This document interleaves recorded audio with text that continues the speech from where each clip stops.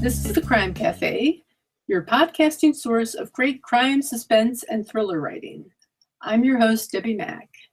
Before I bring on my guest, I'll just remind you that the Crime Cafe 9-book set and the Crime Cafe anthology are on sale at all major online retailers for $1.99 and 99 cents, respectively. So just go to my website, debbiemack.com. That's DEBBIMACK.com. And click on Crime Cafe, and you'll find the links for the books as well as how to subscribe to this podcast. And with that, I'd like to introduce now, it is with great pleasure, in fact, that I introduce now my guest, Dave White, the highly acclaimed Dave White. Thanks Hello. for being here, Dave. It's great to have you on. Thank you. Thanks for having me. I've been looking forward to this for a while. We've been talking about this for a while, so this is nice. This is awesome. I'm so glad you could be here because I've seen you so often at conferences, and I'm such a shy person. I don't know why didn't just walk up to you and say, "Hi, Dave. I'm Debbie." I'm shy too. It takes a lot for me to introduce myself to people, so I get it. I understand. So, hi, Debbie. Hi, Dave. Hi. And you're from New Jersey, and I'm originally from New York, so that's all the more reason why we should know each other. Exactly. Cool. So, you're the author of a 6-book so far series, correct? The Jackson Dunn books? Right. There are 5 Jackson Dunn books and 1 standalone called Witness to Death. Oh, okay. That's a Jackson Dunn also then. No, Witness to Death is a standalone. Wait, now I got to count my books. It's 6 books total and 5 done. Okay. 5 done. 5 done. Yes, exactly. So tell me a little bit more about the character Jackson Dunn. Jackson Dunn is we can go through a long history here. He's a former private investigator. He was in the first novel, When One Man Dies, he was a private investigator mourning the death of his fiance and asked to solve a hit and run where one of his close drinking buddies was killed. And from there, the series kind of grew because Dunn clashed with his former cop partner, Bill Martin, several times throughout the series. And Martin kind of became an arch enemy for a couple of the books. And since then, Martin took Dunn's private eye license, got it taken away. Dunn kind of became a freelancer and tried to go back to college. And he was very much like, they pull me back in. Every time he thinks he's out of the private eye or the crime business, he gets pulled back in. He's been on the run to Vermont at one point. He was in prison. He's had quite the 5-book life. Oh my goodness! So, I was going to ask you about his journey as a character. It sounds like he's had a rather rough one. I did notice right away his fractious relationship with the police. Mm-hmm. What was it that caused that rift between himself and the police? In the books, Dunn was a narcotics agent there was a New Brunswick Police Narcotics Committee, I guess you would call it, as part of the police force, and they were corrupt. They were stealing drugs. They were doing drugs. They were skimming money off the top anytime they busted someone up. And what Dunn finally realized was he was going down this dark hole. He became a drug addict, that sort of thing. So he turned in the narcotics force, everybody except his partner, Bill Martin, who he kind of let off easy. He kind of destroyed the narcotics force, but Martin was able to keep his job. The rest of them went to prison, and Dunn left and became a private investigator. So that's kind of what started it, because now all the cops kind of hate him for turning in these guys, but and Martin really holds a grudge, because even though he got off easy and Dunn thought he was doing him a favor, Martin really resents Dunn for what he did. Mm-hmm. Okay, yeah. What inspired you to write these stories? I guess the first Dunn novel actually came out in like 1990. Not novel, story came out in 1999 with the Thrilling Detective website that's run by Kevin Burton Smith. It's a great website if you haven't checked it out. But that first story, I was reading Dennis Lehane, Robert Crace, and a ton of Robert Parker, and I wanted to try my own hand at it. And I was actually in college, and I had taken a creative writing fiction class and tried writing the first Dunn story, and it kind of went from there. Wow. So the character is not based on anybody or any incident in particular? No, I think Dunn at the beginning of the series is very, very much the archetypical private investigator, mourning the death of his fiance, drinking too much, that sort of thing. And when I started to realize that as I wrote When One Man Dies, I tried to really take him away from that and kind of make him his own kind of person. So he's not so much that archetypical, that prototype private investigator. So I think by now he's really not. But at the time, it was just, I want to write a private eye story. This is what I know about private eye stories. This is what I like about private eye stories, kind of thing. Exactly. Yeah. The question is, what can you use to set a private eye apart from all the others out there? And so I'm always very interested in hearing how people do that. Yeah, I think that's interesting because I had actually written George Pelecanos long time ago through email when I was in college. I was telling him about writing this private eye story, and I was never thinking about setting it apart from other private eyes. And he said in the email, the last thing the world needs is another private eye story. And he was what he was trying to say was like, write from the heart, write what and that sort of thing. And I wasn't thinking that way at the time, but that line in that email kind of stuck with me as I really started to think a little more deeply about what I was doing with Dunn and how I could change who he was and kind of separate him out from the pack. Exactly. And make it organic at the same time. Yes, exactly. Yeah.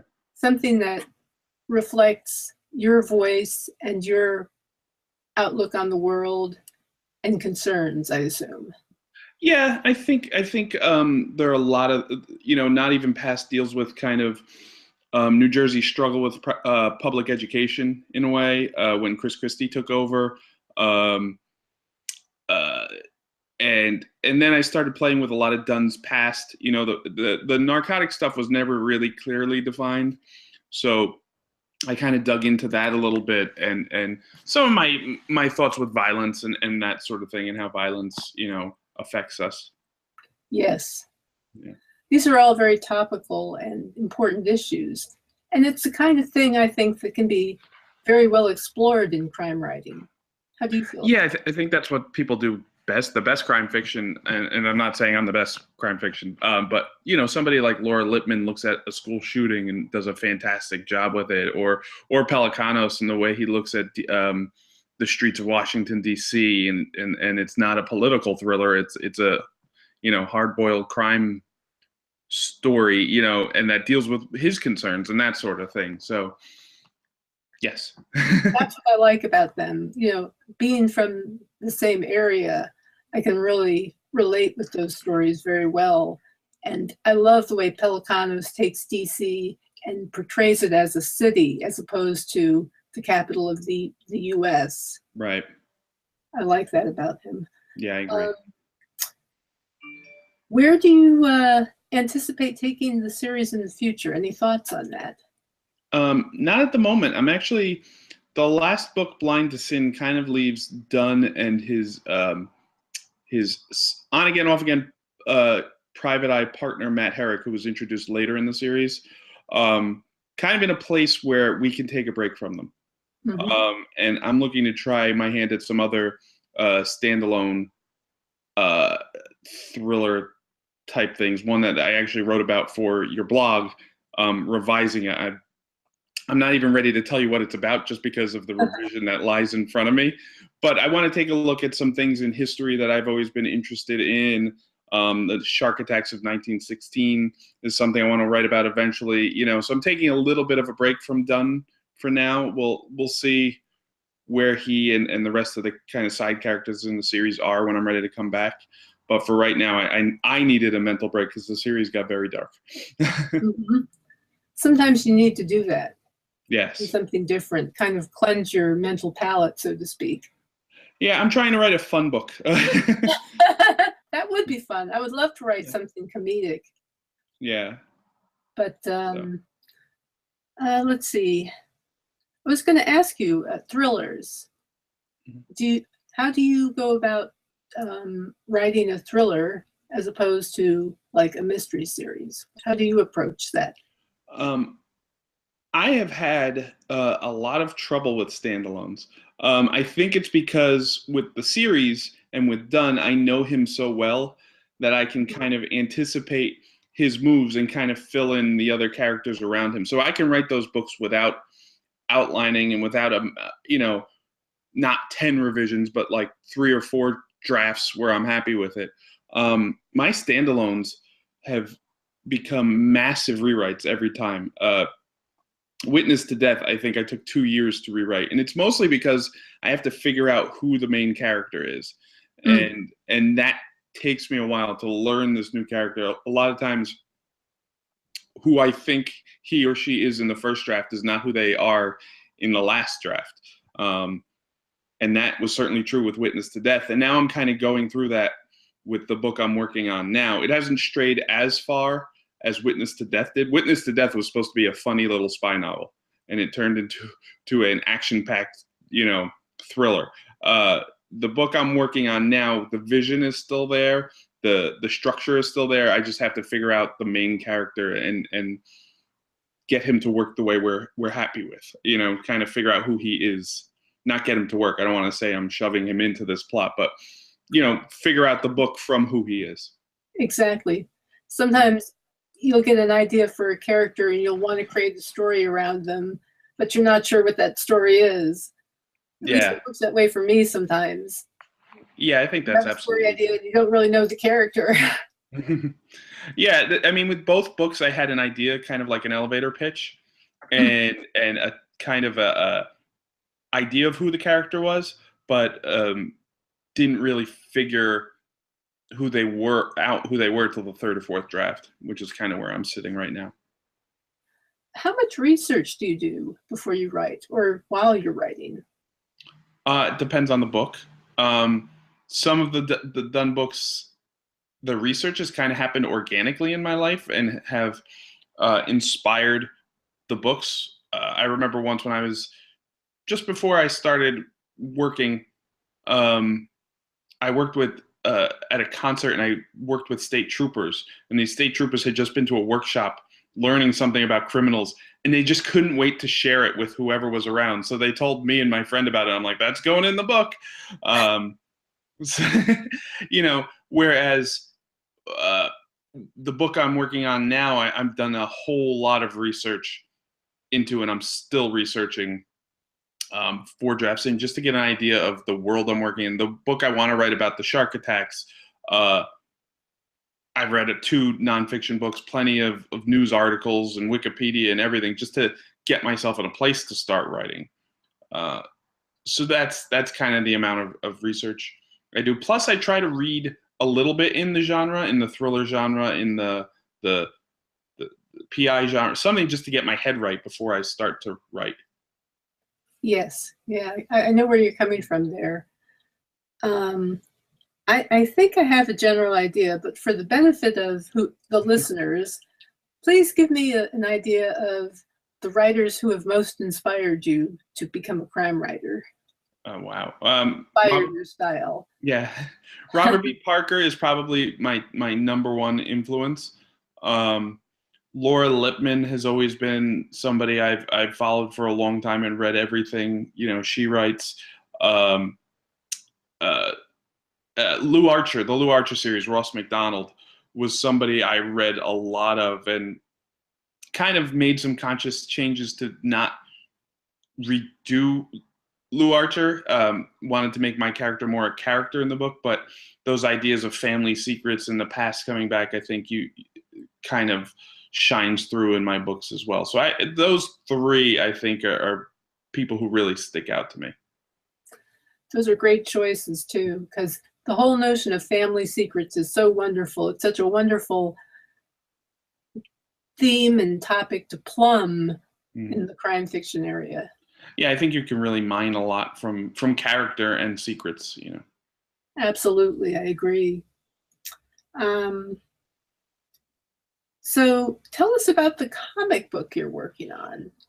Oh, there's not too much I could say. We're writing. I've been hired to write a book for Dark Circle, the Archie imprint, called The Web, and it's about a girl who ends up with superpowers. Basically, a New Jersey high school sophomore who ends up with superpowers and saves the world. Well, of course. Yeah, of course. Why not? And that's kind of where we are right now. I'm just kind of waiting to hear back from Dark Circle, and you know, we're ready to go. We're just waiting for the go ahead. So there's not much I can say about it other than what's already out there on the internet. Well, it sounds like a cool concept. Is this geared toward a younger audience, or?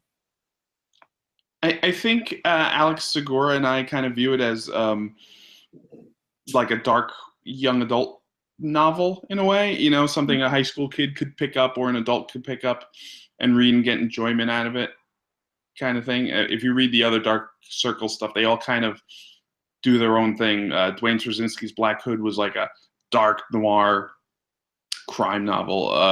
The Shield by Chuck Wendig and Adam Christopher was like a political thriller. The Hangman was a horror story. So I think they're trying to mine different genres and still fit the mold of that realistic superhero tale. Interesting. Yeah, because the young adult crime fiction market is an interesting place to get into, I think. Yeah, I mean, you have John Grisham wrote one. Harlan Coben has a series out there.